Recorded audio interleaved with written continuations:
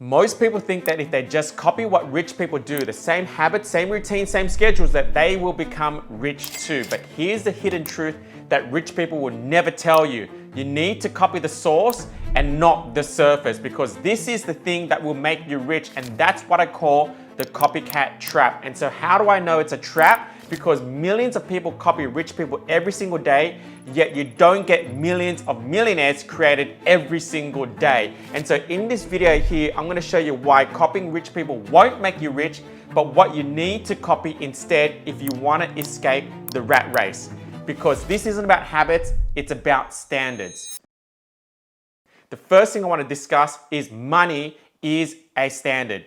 Nothing more, nothing less. And I'll give you a real life example of this. Think about it this way. I want you to think about your current weight. How many pounds do you weigh? How many kilos do you weigh? And really think about that number. But then I also now want you to think about what's the maximum you've ever weighed in your life. Now, for example, my weight right now is about 75 kilos, which is around about 160 pounds. And this is the most I've ever weighed, but because I've been putting on a lot of lean muscle mass. But in my mind, the maximum I would ever allow myself to get to is 78 kilos, because I have a thermostat in my mind that says if I go above 78, I'm gonna feel disgusted. I also have a minimum that I'll ever allow myself to get down to, and the minimum is 71, because I know that under 71 kilos, I have a thermostat in my mind that says I'm too scrawny, I feel disgusted. So my range is between 71 to 78, and right now I'm at 75. And you too also have a thermostat, whether you weigh 80 kilos, 50 kilos, 60 kilos, 100 kilos, 200 pounds, 150 pounds, whatever the weight you are right now, you also have an unconscious thermostat where this is the max you will allow yourself to get to before you feel disgusted, or this is the minimum you will ever allow yourself to get to before you feel disgusted. Think about it. If you're the heaviest you've ever weighed right now, why aren't you heavier?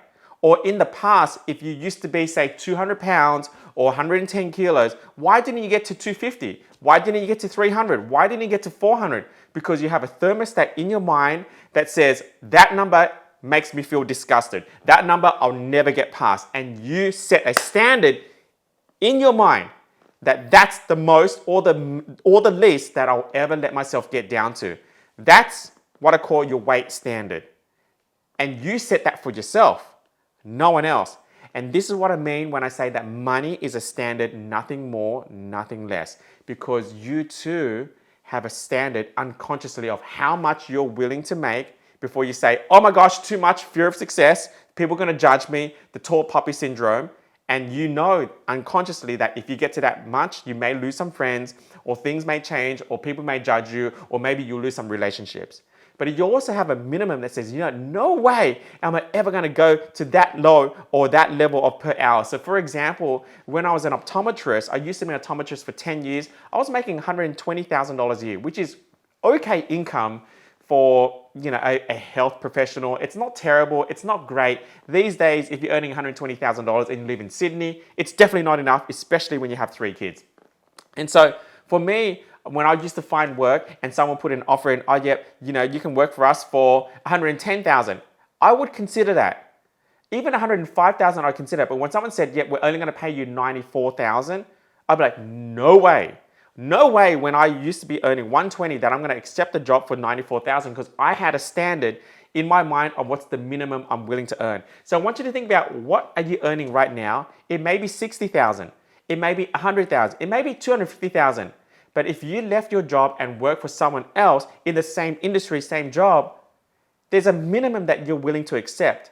This is what I mean when I say money is a standard. But there's also a maximum too. You may think, oh my gosh, if someone offered me $1 million, I'm going to take it. But the only reason why you're not going for it is because there may be an unconscious fear of, if I take it, then what does it mean about my life? What does it mean about my relationship? Who's going to judge me? Is it a scam? All these things will happen. And so you also have a standard for the maximum that you're currently earning, because what you're earning right now is exactly like the weight that you are right now. It is a standard that you set for yourself. And what determines that standard? Write this down. If there's one thing that you got away from this video, it is this. It's who you spend time with. Your expectations of how much you earn or how much you weigh or everything in your life is dictated by this invisible force, which I call the eighth wonder, which is who you spend time with. Think about it. Why is my standard about 75 kilos and the max is 78? Because all of my friends are around that weight. Why is my standard at 7 figures or more earning every single year? Because all of my friends are at that weight. Now, last year, we were very fortunate enough to finally crack 8 figures in our coaching business, cash collected. That's over $10 million cash collected in our business. This is all verified by Stripe. You can check out my YouTube channel and I verify it. Now, why did that happen? Because last year I decided that my top 5 in my peer group will only be 8 and 9 figure earners. And guess what happened? Because I was only spending time with 8 and 9 figure earners, that became the standard. So this leads me to the very first principle of the copycat trap, is that you must spend time with the right people where if you said to them and you shared with them that I make $100,000 a year, you will feel judged. I call this reverse judgment. If you want to break through of the rat race and become wealthy and rich and make $1 million a year or $10 million a year or even $500,000 a year, you need to start spending time with people who are making that much. And so what you don't see that successful people do is who they spend time with. You may see that they're doing this marketing, they're building their brand, they're doing these YouTube videos. You may see what they're promoting online. You may see the front end, but you don't see their social circle. You don't often see who they're having dinner with. You don't see who they're talking on the phone with. You don't see who they're texting every single day. You don't see who's going in their inbox. You don't see those things. That's the hidden source. And if you want to copy successful people and copy rich people, copy who they spend time with. But that's something you need to figure out for yourself and understand that the most important force in your life that dictates everything in your life, tell me who your friends are, and I'll tell you your future is who you spend time with. And you need to be in a room where you feel judged that you're earning the smallest amount. So for example, with my peer group right now, I spend a lot of time with Russell Brunson, who's making over 9 figures a year, and Myron Golden, who makes about $20 million a year. And then most of my entrepreneurial friends are making high 7 figures, like 7, 8, 9, $10 million. And then a lot of them are making over $10 million a year. And that became my peer group. And if I was to share with them, and this was before I hit $10 million, when I used to share with them, oh yeah, I made $300,000 this month, or I only made $4 million this year, I would feel embarrassed because all of them are making so much. And so you need to be in a group where you have reverse judgment, where you feel embarrassed of how much you earn. Not that they're judging you, but you feel embarrassed. This is going to allow you to level up your standards, which is your financial set point. And when you're in the room where you feel embarrassed like that, you become the smallest fish in the big pond. And most people are the biggest fish in their pond, where if they say, yep, I earn $250K a year, and they feel proud about it because their peers are earning $150. That's not the right way to think. And that's not the way you increase your standards. You need to put yourself in a room where you have reverse judgment, where you feel embarrassed that saying $250,000 is, oh my gosh, I can't believe I'm saying that. I feel terrible. I feel embarrassed. So that's principle number 1, model peer group. Model peer group so that you get reverse judgment, so that you feel embarrassed saying how much you earn, and that you raise your standard and your financial set point. Here's the second principle of the copycat trap. The menu is not the meal. I'll say it again. The menu is not the meal. When you go into a restaurant, you have a menu. Sometimes they have pictures. Sometimes they have descriptions. They have the price there. And you order it, and then 10, 15 minutes later, the meal comes out.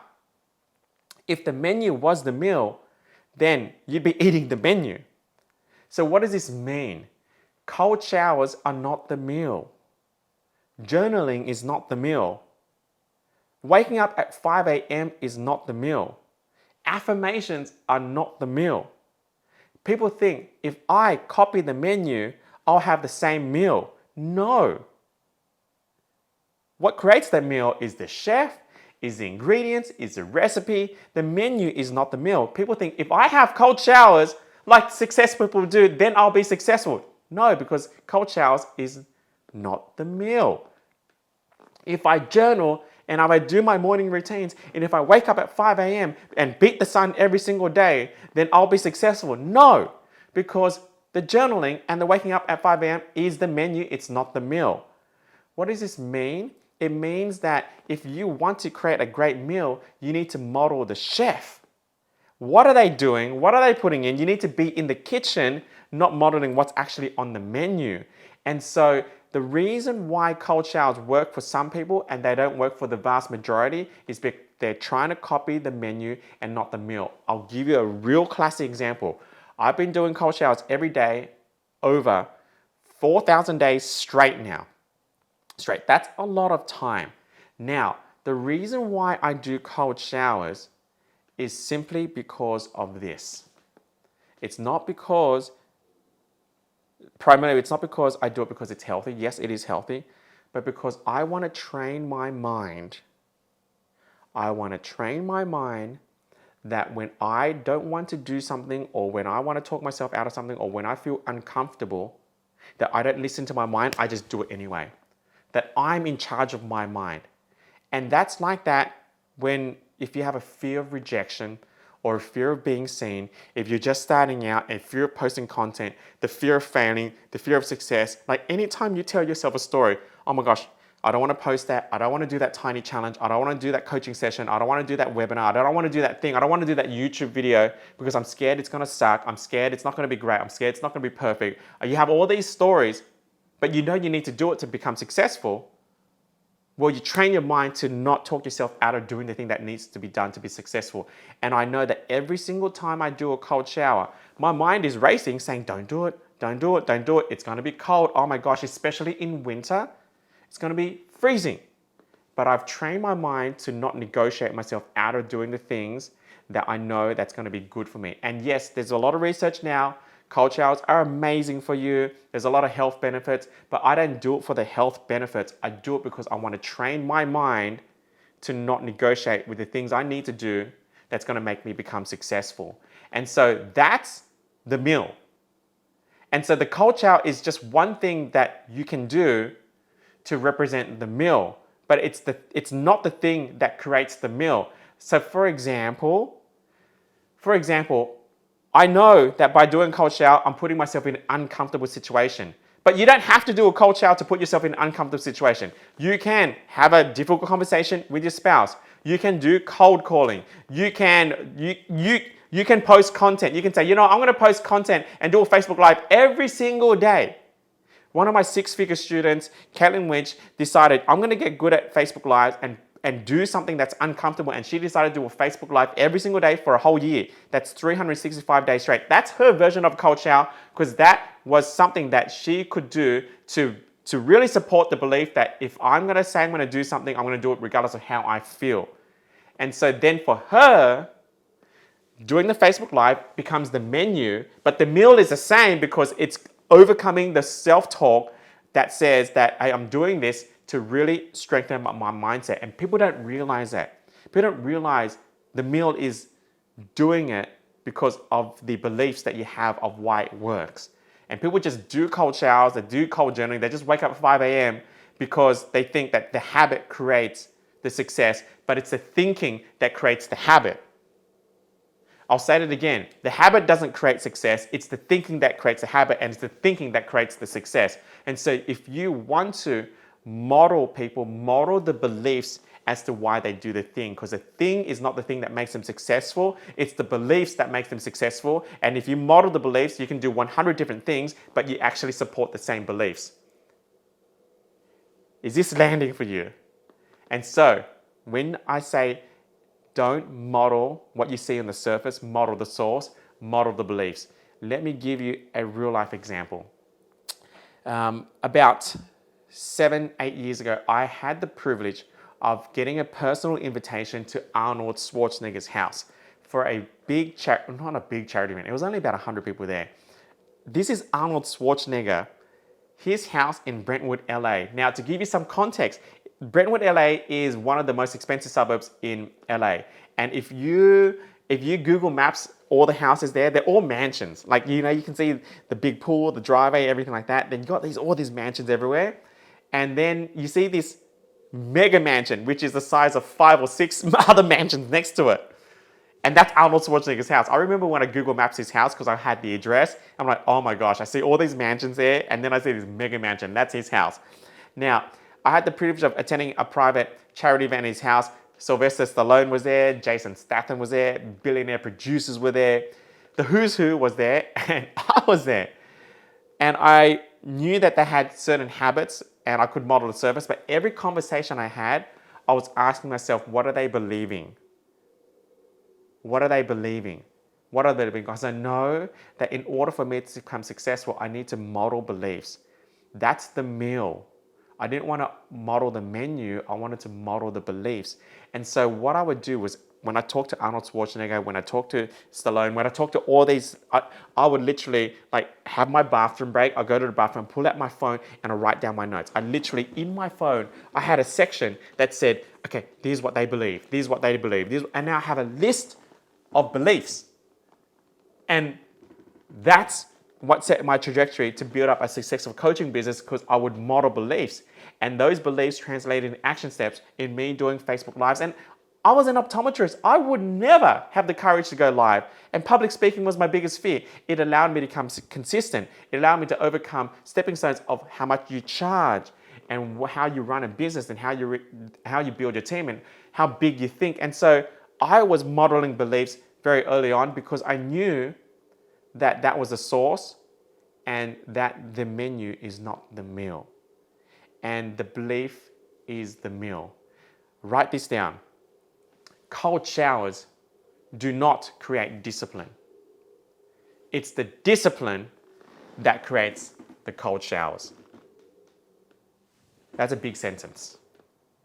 And so people think if they just do the thing, it's going to help them become disciplined. No, you need to decide to become disciplined first, and the cold showers will come. Here's the third principle of the copycat trap is this. You need to understand the law of 11 and 12. What's the law of 11 and 12? This is where the rich live, and this is what you don't see in the surface. I'll give you an example. Now, I have been going to the gym consistently for the last 26 years, 2 to 3 times a week. I have a personal trainer. My goal is not to become a bodybuilding champion or anything. I'm very happy with my current size and my muscle mass and all that kind of stuff. And naturally, if you see pictures of me 10 years ago, I'm this skinny Asian kid. In fact, my bone structure is very petite, very small. I'm not meant to, for me to get this size is very difficult. And if you are a skinny guy, you know what I'm talking about. It's very hard for you to build muscle. And some guys build muscle very easily, not for me. But in order for me to build muscle, you don't go to the gym to do 10 reps. If you're going to the gym to do 10 reps and you're thinking reps 9 and 10 are the ones that count, it's not. It's reps 11 and 12. Reps 11 and 12 are the ones that count. Reps 11 and 12 are the ones that do all the work. Reps 11 and 12 are the ones that build all your muscle and tear things so you can heal and become bigger. And so successful people live in the world of 11 and 12, and that's what you need to model, but that's what you don't see. You just see people going to the gym, doing the first couple of reps, and maybe they show you up to do a 10, but you don't see 11 and 12. You don't see the last 2. It's the last 2 reps that create all of the results. Everything. And this is what people don't see, and this is what you need to copy. What does it mean if you're a beginner coach? What does it mean if you're starting out your entrepreneurial journey? It means that you can't just copy content styles. You can't copy language. You can't copy how people do YouTube videos. You can't copy how they do their reels or write their content or what they post online or their call to actions. You can't copy their offers if you don't understand the thinking behind it. What created their success or their brand is because they 10x their rejection. That's the reps 11 and 12. You don't see the amount of times successful people get no's. In actual fact, if you had to ask me how many no's I needed to get in order to get my first 100K, it's probably 100 times more than you think. How many no's did I have to get in order to get my first million? Probably 1,000 times more than you think. How many no's did I have to get to hit $10 million in 2025? It's probably 10,000 more times than you think. That's the reps 11 and 12. That's the times where you post content and you get crickets and you wonder whether you're good enough. That's a time where you get hate online and you have to resolve within yourself that what you're doing is actually good. That's a time where maybe you do a challenge or a webinar or a tiny challenge and it flops and no one sees what you're feeling in the background because no one knows how bad it was. The times where you actually had to ask and hustle to get on podcasts. The times where you had to ask and work your butt off to get someone to guest speak for your event. The time where you had to put out the offers and get discouraged again and again and again and again that no one else sees. That's living in the world of 11 and 12. The stuff that people don't see, but the stuff that makes all the difference. And in case you're wondering, if you want to 10x your results, you need to 10x the amount of times you get rejected and get no's. That's the truth of it. I'll give you a real life story. And I share this because I came from a strict Asian background and I'm never meant to put up my hand for help. I'm never meant to ask. I'm never meant to seek attention. I'm like, be a good boy. You know, I was in Mexico at Russell Brunson's mastermind event and they had this big name guest speaker there and his name was Pedro Odeo, the challenge guy. And in case you don't know who he is, he helped build out Tony Robbins' challenge, Dean Garcia's challenge. He did a challenge with Russell Brunson. He's a very well-known guy in the challenge space. And he spoke on stage for about 30 minutes and it was mind-blowing. And there was about 600 people there. And at the end of his talk, he said, hey, I'm going to stand back to the side. And if you guys got any questions, you can come up and ask me. Straight away, when he got on stage, there was a line of 100 people. And I thought, oh my goodness. But I knew that because I flew all the way to Mexico and there was such a rigorous process to get there because of COVID laws and all that kind of stuff, I really wanted to ask him a question. I really wanted to get his attention, but I knew that if I waited in line with 100 people, there's no way I'm going to get to be able to ask a question. And so I thought of this crazy idea that I would never do to get his attention. Because we were in Mexico at this resort, I ran back to my hotel room, which was only a couple of minutes away, and I grabbed something that I had brought to Mexico. And I came back to the hotel room, and there were still 100 people lined up trying to ask him a question. And I carried my thing and I risked rejection. I went up to Pedro and he was talking to one of the people there and I said, I'm so sorry to interrupt. I don't mean to interrupt. Pedro, I just got this thing for you. I just wanted to give this to you, say thank you. And then I walked away. And as I'm walking away, he says, whoa, whoa, whoa, whoa, whoa, whoa, whoa. What's this? And I said, oh, I think this will really help you with challenges. He looked at it and was like, that's amazing. Okay. And then he wrote his number down. He wrote his email, private email down. He said, contact me. We need to talk. That's how I got his attention. But I had to face rejection. That was the reps 11 and 12. And so if you want to become rich and successful, you need to live in the land of 11 and 12. Do the things that people don't expect you to do. And I'll say one more thing about this too. Here's the land of 11 and 12. Consistency compounds. And so if you're discouraged of putting offers out there or posting content and getting crickets, you know that old metaphor where that guy's digging for gold and he's so close and the gold's just behind there and he gives up and turns around without realizing if he just dug for another minute or dug for another day or another week, he would have got the gold. That metaphor there, that's like that. Consistency compounds. People don't realize that all the gold is at the end. And so in 9 years of doing this, I've never missed a post on social media. I only post 3 times a week and I've never missed a post. But the reason why we've been able to monetize a very small list is because I've been consistent for 9 years. The reason why we've hit 8 figures last year is I've been consistent for 9 years. And it's the consistency that compounds. And that's living in the world of 11 and 12. And that's what you need to model. If this has been useful, just let me know in the comments, what have you found most valuable? I want to end with this final principle here. You need to stop asking what rich people are doing and start asking what problems do they solve, and more importantly, what do they believe? Because when you model beliefs, you model identity, and that identity is what will make you rich.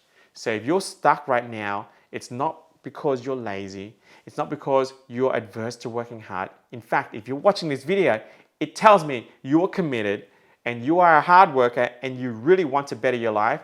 It's because you've been copying the wrong layer of success. Escape the copycat trap. Stop copying rich people and start thinking like one. Ladies and gentlemen, keep believing and never settle.